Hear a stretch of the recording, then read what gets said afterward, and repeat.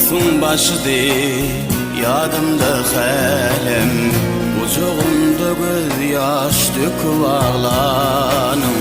İyice de aydındı edil süt yalam, Oy ağlama inni, ağlama koy inni.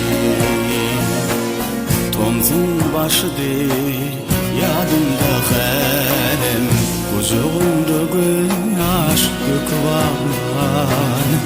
Gece de aydındı edil süt yali, Oy ağlama inni, ağlama koy inni.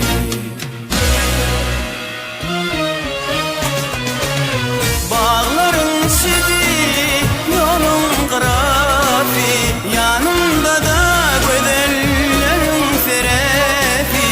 Estilen yali ayrılık fethi, Oy ağlama inni, ağlama koy inni. Bağların eşitti yolun rafi, yanımda da gözlerin terefi. Eştilen yali ayrılık fethi, Oy ağlama inni, ağlama koy inni.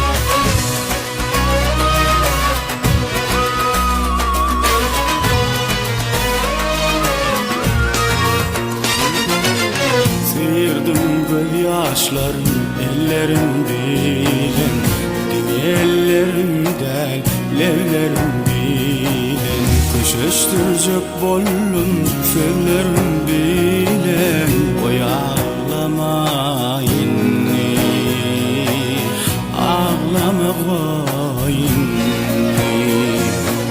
Sıyırdım göz yaşlarım ellerim bilen, ellerimden levlerim ile.